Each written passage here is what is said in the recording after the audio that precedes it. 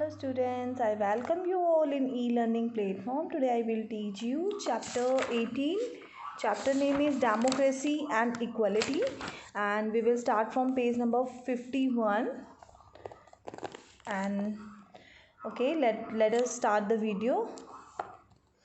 Look at the cartoon. The politician make promise to the voter, but the voter is confident of the power of his vote. Elections are the basic of equality. So first of all we will look the poster. इसमें लिखा है मेरे पास योजनाएं हैं, घोषणाएं हैं, वादे हैं. जो हमारा देश का नेता है, हर बार क्या होता है जब इलेक्शंस होते हैं तो हर बार बहुत सारे रिप्रेजेंटेटिव्स स्टैंड्स हो जाते हैं और वो कहते हैं कि मैं ये योजना करूँगा अगर आप मुझे चुनेंगे. मैं ये बहुत सारी घोषणाएं होती हैं उनके पास, बहुत सारे वायदे होते हैं और जो जनता होती है वो क्या कहती है, और मेरे पास वोट है. तो किसी न किसी तरीके से जो रिप्रेजेंटेटिव्स होते हैं वो जनता के सामने कमज़ोर पड़ जाती हैं, क्योंकि जनता ही है जो उनको चुनती है. जनता के द्वारा ही एक किसी रिप्रेजेंटेटिव्स को चुना जाता है. तो इसलिए वो मजबूत होती हैं, क्योंकि हमारे देश की जो सरकार है वो लोकतांत्रिक सरकार है, लोगों के द्वारा लोगों के लिए चुनी जाती है. Many political parties participates in election. Each political party is an organized group having its own policies and program. Party candidates are selected and supported with manpower and finances by political parties having a definite program that the general public is familiar with.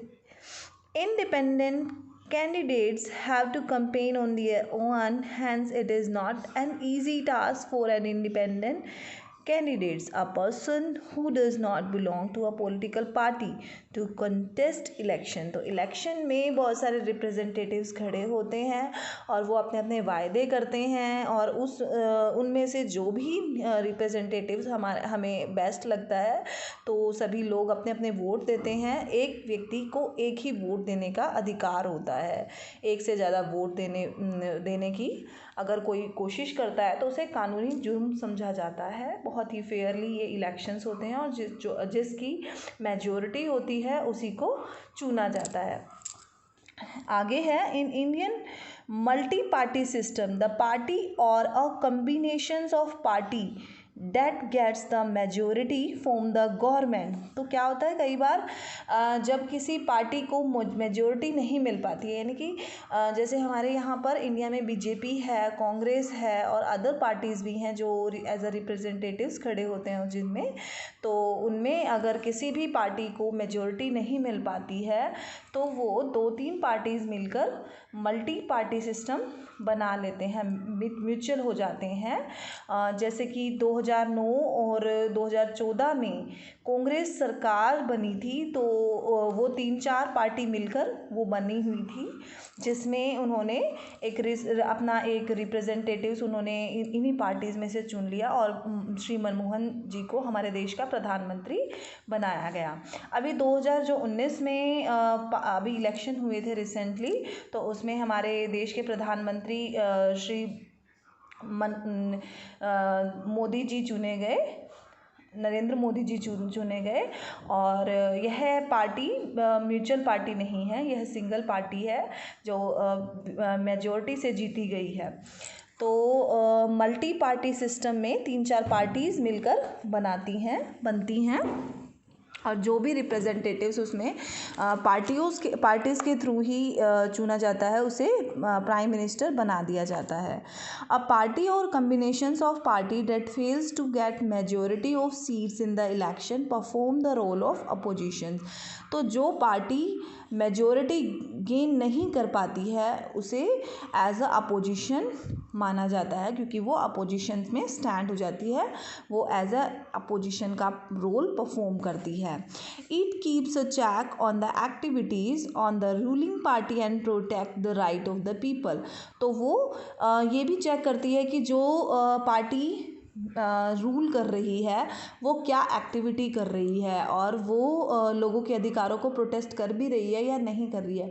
तो यह एक हमारे लिए एक profit भी होता है हम लोगों के लिए कि अगर जहाँ पर अपोजिशन नहीं होती है तो हम लोगों के अधिकारों के लिए लड़ने वाला कोई भी नहीं होता। और अक्सर कई बार ऐसा भी हो सकता है कि जो भी रूलिंग पार्टी होती है वो अपनी मनमानी करके कुछ गलत फैसले भी ले सकती है। बट जब अपोजिशन होती है तो कहीं ना कहीं हम प्रॉफिट में चले जाते हैं, तो ये बहुत ही बेनिफिशियल रहता है हमारे लिए।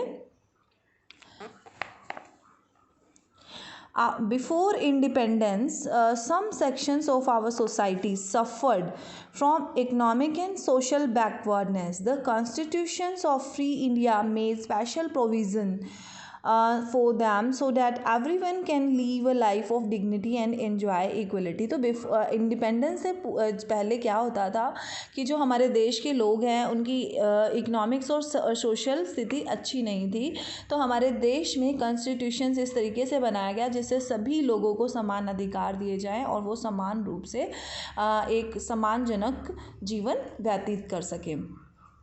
It has entrusted the government with the responsibilities of the provision social, economics and political equality to all as a necessary conditions for the successful working of a Indian democracy. तो जो हमारी government होती है उसकी responsibilities होती हैं कि वो हमारे देश के सोशल, इकोनॉमिक्स और पॉलिटिकल्स इक्वलिटीज़ का ध्यान दें और सभी को एक समान रूप से सभी को देखें, किसी के साथ कोई भी भेदभाव न किया जाए।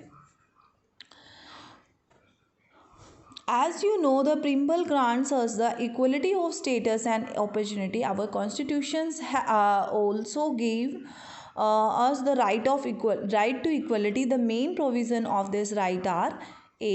All citizens are equal before the law. Discriminations on the basis of religion, caste, gender, or place of birth is prohibited. Everyone is entitled to equal opportunities in all walks of life. The law gives equal protections to all. तो कुछ rights हैं जो हमारे constitutions के according हमें दिए जाते हैं, जिसमें फर्स्ट राइट है कि सभी सिटीजन्स, सभी को लॉ की नज़रों में इक्वल समझा जाता है, किसी के साथ कोई भी भेदभाव नहीं किया जाता, ना ही उनके धर्म, उनकी जाति, उनके जेंडर, उनके प्लेस ऑफ बर्थ, किसी भी मामले में कोई भी भेदभाव नहीं किया जाता है। और जो हमारा थर्ड है सी पोर्शन में दिया गया, everyone is entitled to equal opportunity in all walk of life. हर किसी को अपने संपूर्ण जीवन में समान रूप से सभी समान अपॉर्चुनिटीज़ दी जाती हैं। The law give equal protection to all. और जो हमारा देश का कानून है वो इस तरीके से बनाया गया है कि सभी को इक्वल रूप से प्रोटेक्शन दी जाती है, किसी के साथ यहाँ पर भी कोई भेदभाव नहीं किया जाता है। But does everyone enjoy equality in all spheres of life even after nearly 70 years of independence? Unfortunately, the answer is no. It's quite common to see thousands of people. तो हमारे देश में एक सवाल आता है कि क्या यह सभी को इक्वल रूप से सभी को इंडिपेंडेंस दी जाती है? क्या ये सभी जो हमें अधिकार दिए जाते हैं, क्या इन सभी अधिकारों को पूर्ण रूप से अपनाया जाता है? और अनफॉर्चुनेटली आंसर होता है हमारा नो। और यह हम बहुत सालों से देख रहे हैं कि बहुत सारे ऐसे लोग हैं जो भेदभाव करते हैं। यहाँ तक कि आज हमारे देश में बहुत करप्शन भी चल रहा है, हर जगह पर करप्शन है।